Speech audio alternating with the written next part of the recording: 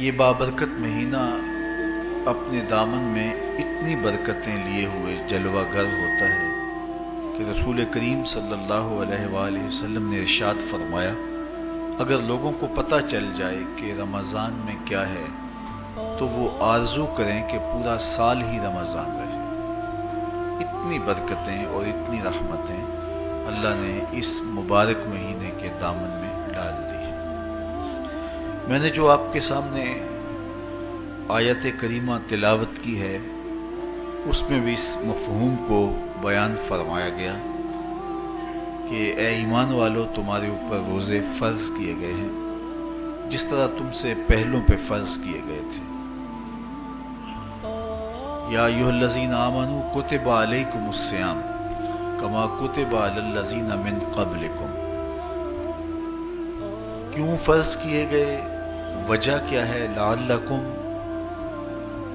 تتقون، تاکہ تم متقی بن جاؤ، تم پرہیزگار بن جاؤ۔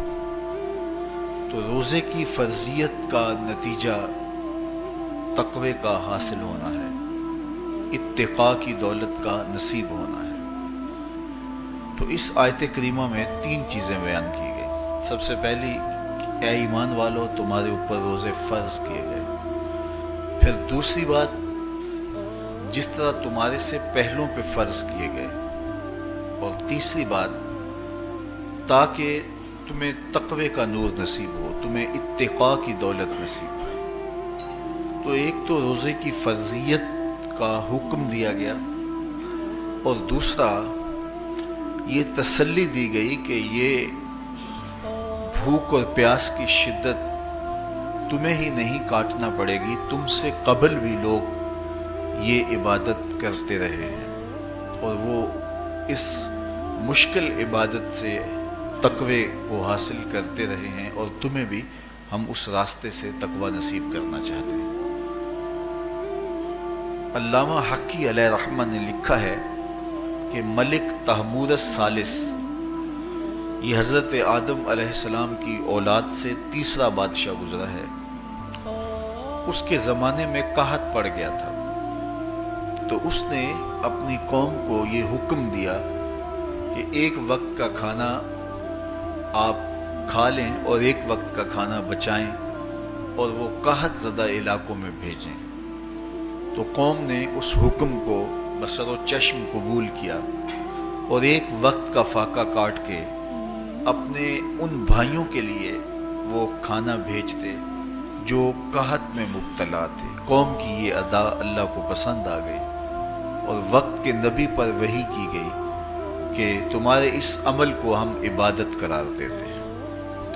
تو حضرت آدم علیہ السلام کے بعد متصل ہی یہ عبادت فرض کی گئی، اور پھر جتنی بھی ملتیں، قومیں اور امتیں آئیں ان میں روزے کی تحسین کی گئی اور روزے کی تلقین کی گئی۔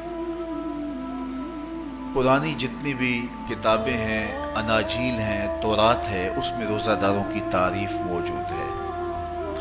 اور حضور علیہ السلام جب اس دنیا پہ تشریف فرما ہوئے تو آقا کریم روزے کی فرضیت سے پہلے بھی روزے رکھتے تھے۔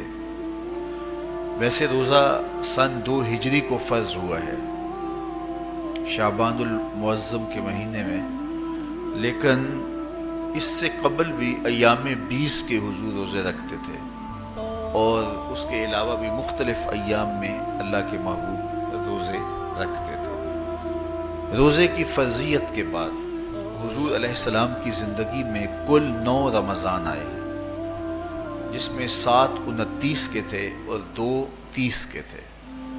یہ بات ذہن میں رکھیے گا کہ روزے 29 ہوں، ثواب پھر بھی 30 کا ہی دیا جاتا ہے۔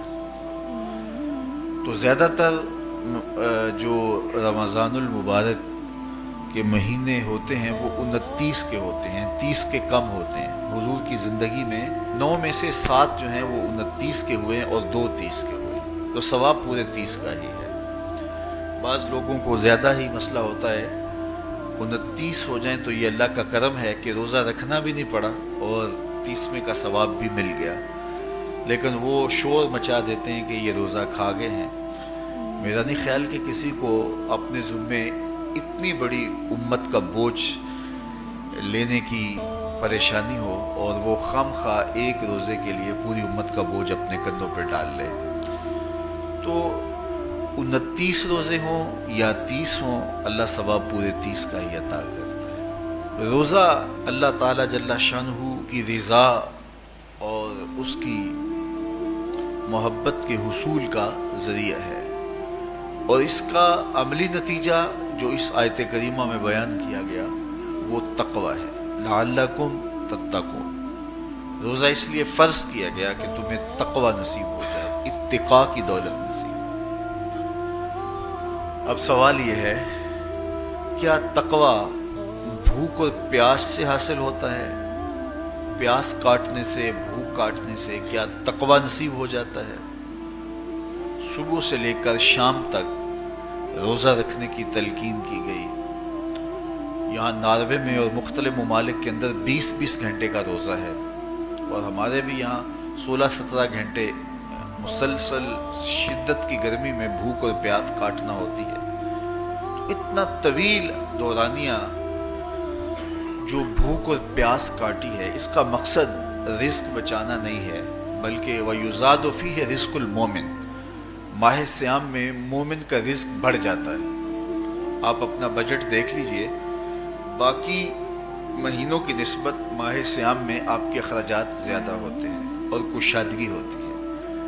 تو یہ کوئی خوراک بچاؤ مہم نہیں ہے، بلکہ رزق تو بڑھ جاتا ہے، لیکن اس کے باوجود 20 گھنٹے، 17 18 گھنٹے پیاس اور بھوک کاٹنا، اس کا کوئی مقصد ہے تو وہ مقصد قرآن نے بیان کیا کہ اس کے نتیجے میں تمہیں اتقاء کی دولت ملے گی، تمہیں تقوی کا نور نصیب ہوگا۔ سوال یہ کھڑا ہوا، کیا بھوک اور پیاس کاٹنے سے تقوی مل جاتا ہے؟ تو اس کو سمجھنے کے لیے ایک مختصر تمہید سمجھنا ہوگی، اور وہ یہ کہ ہمارے 2 دشمن ہیں جو ہمیں جادہ مستقیم سے ہٹانے کے لیے دن رات کوشاں ہیں، ایک شیطان اور دوسرا نفس۔ یہ 2 دشمن ہیں جو ہماری متاع عمل، ہمارا خلوص، ہماری للہیت، ہمارا باطن لوٹنے کے لیے ہر وقت مستعد اور فعال رہتے ہیں۔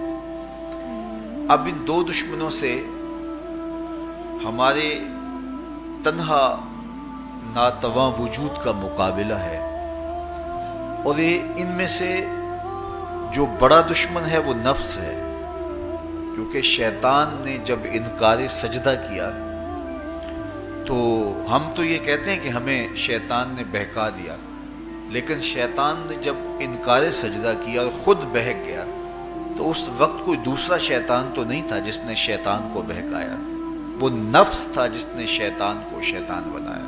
اس نے اندر سے کہا انا خیر منہ، میں بہتر ہوں۔ تو یہ انانیت جو تھی، انا خیر منہ، اس نے اس کو بہکایا۔ تو شیطان کو شیطان بنانے والا نفس ہے، تو نفس شیطان سے بھی بڑا دشمن۔